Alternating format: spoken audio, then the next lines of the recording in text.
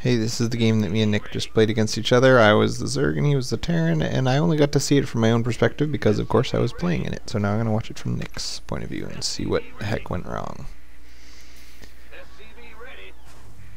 So he's going to open one rack CC with some fake bunker pressure that I feel like kind of did sort of pay off. Kind of did sort of. Kind of did sort of. So it's cross map, so it's really kind of hard to do any reasonable bunker pressure. So I've told Nick repeatedly that if he doesn't do any at all, and the first sign I see from him is Hellions, that it makes it so that my spines are already done and I don't have to make a single ling all game long, and it's like a huge economic lead for me. So Nick's going to come up here and do this kind of one Marine, one SCV pressure, which I like. It's not going to kill any drones, it's not going to get anything done, but it does force me to take it seriously, forces me to pull some drones off for mining, and that's good. It's good, man. What's really important is to make sure not to fall behind on SCV production while you're doing it, though, because the whole point is to put you slightly ahead of me on this mining time, and if you stop making workers while interrupting the Zerg's mining, like, you're not coming out ahead in that regard. I feel like the power of, I love saying I feel like, isn't that great? The power of what I'm doing as the Zerg in this game, I'm basically getting just a huge mass of unupgraded lings, as much minerals as possible, almost no gas, ling speed in a layer, and nothing else, right? If you haven't already watched the game first person from my perspective, you'll just have to take my word for it. That's generally what's going on. With this fast expansion style, even the reactor Hellion into fast expansion style, with 2 spines, the Zerg really has, there's no reason to ever make anything but drones. So I get to drone up for the whole first 8 minutes of the game. And tons of creep tumors. So I go all the way up to 38 workers, which is a little more than 20 here and 20 here, and that's what I call two base soft saturation of just the minerals. You basically got 4 extra drones here. You see the full line here is soft cap, and then 4 more is hard cap. So this is soft capped and this is hard capped. And I got nobody over here at my third. I just put up the third, you know, just in case. I need the third hatchery for lings anyway. Might as well put it up. So over here in Nickville, I am now, the Zerg is now fully mining on 2 bases. Huge income. As much minerals now as he's going to have at 11 minutes into the game. Except now the Zerg doesn't need any more drones, so he's going to build nothing but lings for a little while. Now obviously you can see I larva blocked myself, so I have 2,000 bucks unspent. But if I could spend all my money, then I would have been putting it all into lings for quite a long time. So being cross positions, Nick is afraid to step onto this creep, and he went for the 1 racks expand, so he couldn't deny the creep either. Usually he'd have Hellion sitting out here trying to deny the creep. So now there's creep all the way down to here, so that no pushes onto my 3rd or my 4th can go across the ground without having to step onto creep, and that sucks, because Terran pressure really wants to be showing up mysteriously and knocking down a hatchery before you even notice it, or pushing from the edge of the creep, forcing you to run off of creep to chase him. And lings, and banelings especially, but also lings off creep, are not nearly as good as they are on creep. So this build that Nick went for, really weird. It's 11 minutes in and he's going to do a drop, and every single unit he has in the entire game is loaded into these 2 medevacs. I don't like that at all. Because 16 Marines just isn't enough to get anything done, and at 11 minutes into the game to only have 16 Marines is pretty sad. Pretty sad. But the reason he has so few things is the 3rd command center and the reactor starport. Still, though, even in a TVP, you can have, at 11 minutes, you can have like a $4,500 army. So Nick has such a tiny army. I don't get it. I guess these upgrades play a big role as well. But one thing I noticed was that he took this extra gas really quickly, and the less minerals you have, the less infrastructure you tend to build. And so you end up needing a lot more buildings to make the same amount of army. I don't know, this is really weird to have this little stuff at 12 minutes. Even though he went for a quick 3 command centers. Also, during the drop, like, okay, right here, 6 minutes, we got a 24 worker benchmark and Nick's way off. He's 5 workers down. 5 out of 25 is a fifth. That's 20%. So he's already 20% economically behind of where he should be at this point in the game. And from here, he's kind of doomed. He also lost 2 workers to a little ling and to putting them down the bunker. So yeah, really big deal to be 20% behind here. But then by 8 minutes, the benchmark is 30, and he's basically caught up, right? By making this quick command center, 1 rack CC instead of 2 rack CC, he's able to catch up on workers and be at 30 workers at 8 minutes. So now he's back in it, right? 2 mules, each one counting as 3 workers. He's basically only 2 workers behind me on income, and so that's great. He caught up. But then by the time we get to 10 minutes, if you watch these command centers, they're not constantly pumping. They're just occasionally adding 1 SCV here, 1 SCV there, 1 SCV here. And so by 10 minutes, he's 8 workers down instead of 0 workers down 2 minutes ago. So that's the big, I feel like that's where the game died. When Nick hits 10 minutes and only has 36 workers with a 3 command centers, like, you don't need 3 command centers if you only have 36 workers. Not that he shouldn't have built this, but that he should have more workers, I think. And so it's 50 to 42-ish. And so Zergman has a much bigger economy than him.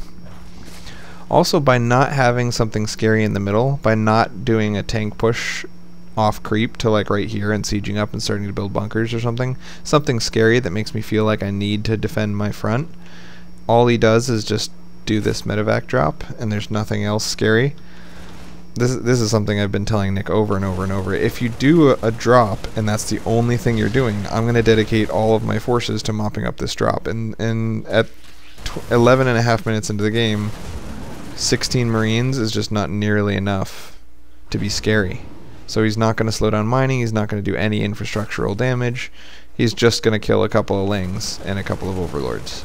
So really not worth it. Plus, I mean, if this were a drop that was happening while Nick was ahead on economy, like taking a quick third while I didn't even have my third up and pulling further ahead, then we'd just say this drop paid for itself. I guess that's fine, even though it didn't really do damage. You didn't lose the drop either, so it came out even. But look at the unit space. It's 125 to 90 at this point. The game is kind of over if Nick doesn't either get a ton of workers through some sort of magic and his third, or knock down my third, right? And that's kind of crazy because I'm only at 50 workers. It's not like I did a great job, because at 8 minutes I think I had the same number of workers at 8 minutes as I do now.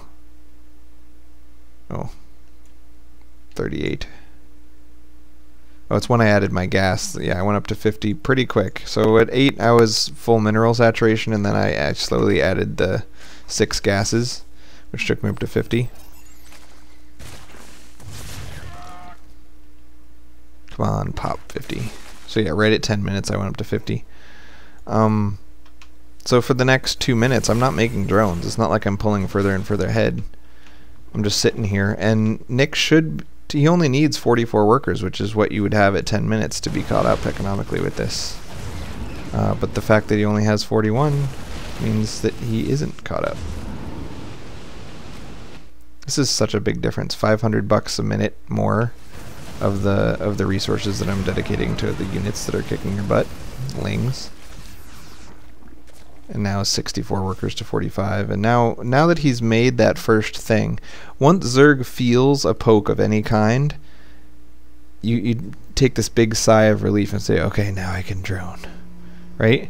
So when you push out on the map, that push has to be scary, because if you push out with something that's not scary, Zerg is suddenly like, oh, good, now I can drone. So I just take the gold, throw down a bunch more drones, do a counterattack, all this kind of stuff. And this is all triggered by the fact that he did that drop. I know that he wouldn't have done a double medevac drop while having a ton of units in reserve that just weren't doing anything. That wouldn't make any sense. So if he dropped me with 2 medevacs, that means 2 medevacs is all he has.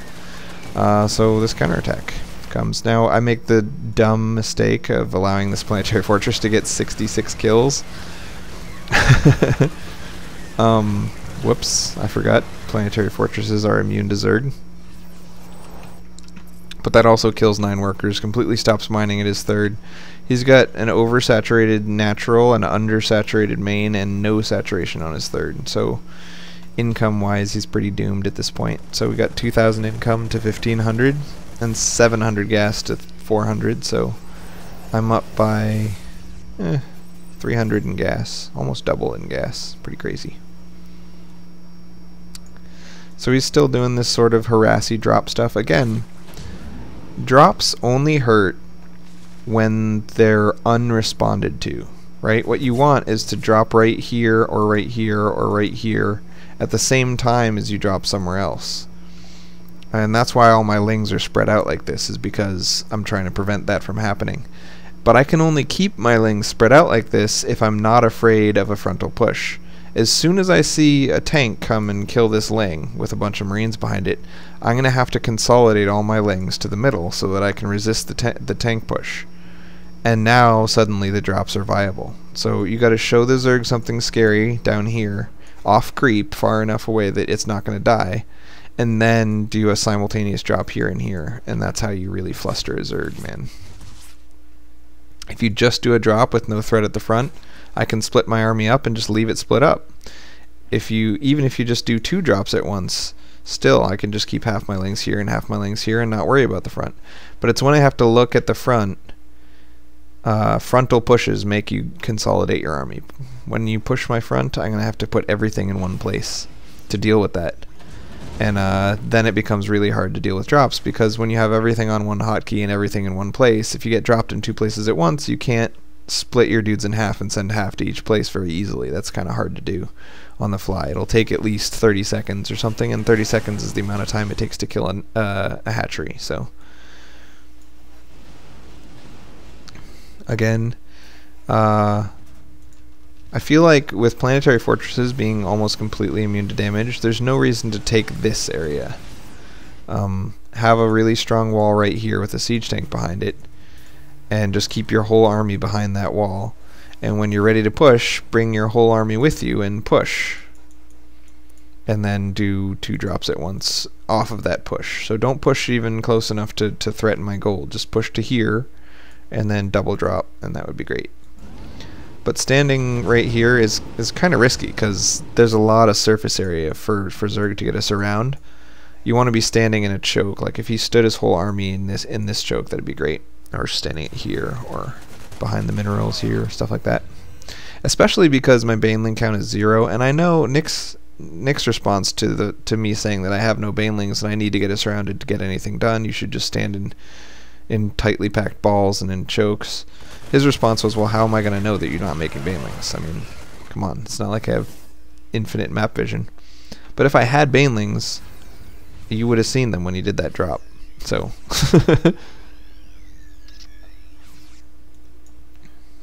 again, at this point, it's 200 unit space to 150. The game is already over. The game ended before anything even happened. Before Nick did a single push, the game was over. It's kind of sad, but it's true. Look, it's already 100 unit space to 150. So, really, I feel like the game was over right now at 10 minutes. When you went from 8 minutes and we were even on economy to 10 minutes and suddenly you're way behind, and you didn't do any damage, you didn't stop me or slow me down even a little bit, and then you kind of gave me permission to drone from there.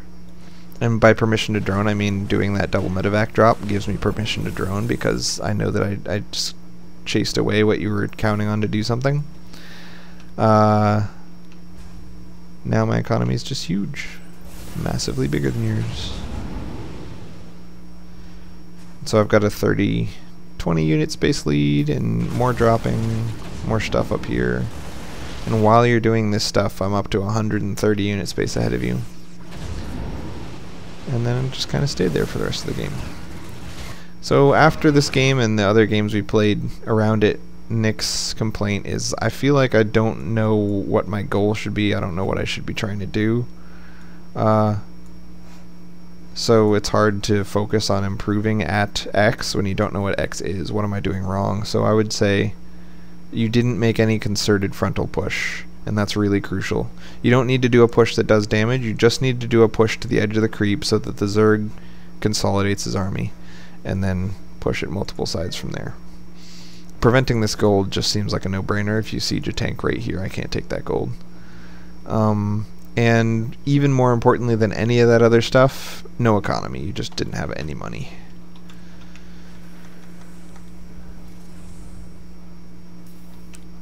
And it seems like the reason you didn't have any money is that so much of it was, I don't know. I feel like you just kind of didn't make workers efficiently. You kept making one at a time and then letting it go down to 0.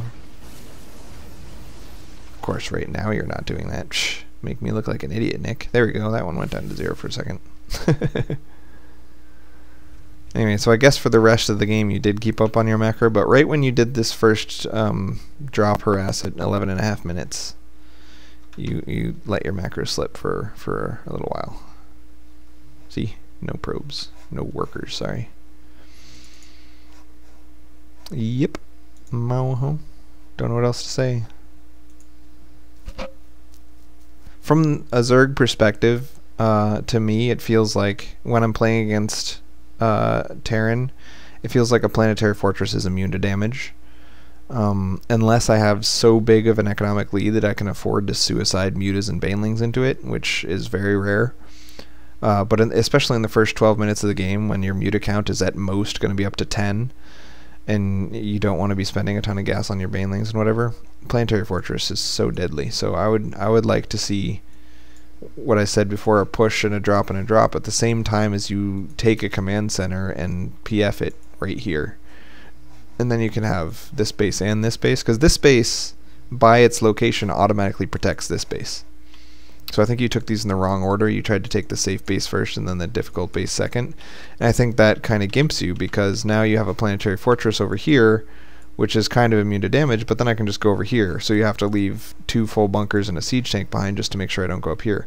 But if you had a PF right here, I wouldn't be going here or here. I'd be going right for that PF because it's in my way.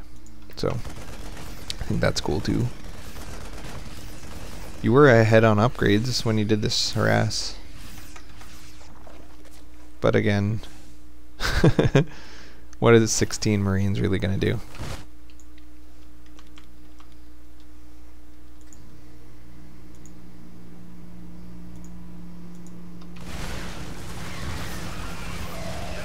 I feel like siege tanks are only worthwhile if they're in a corridor where they can only be approached from one side. This is such a wide open area that putting bunkers and siege tanks down here is basically suiciding units. Because you see, as soon as the Lings approach, even though sure they have to approach from one side, there's no wall in here. So as soon as the Lings approach, they get a full surround, like instantly. And I didn't even have to split them up and attack from multiple sides or anything. I just A-move them in and they automatically get a surround by virtue of this being a big wide open space. I don't think you ever want units to be standing in a big wide open space like this against Zerg. It's just not nice. Also, when you retreated these Marines, I don't know, you might have been able to get a heck of a lot more kills just by not retreating them right then. But I might be wrong. No, I'm wrong. Don't listen to me. Anyway, good games, dude.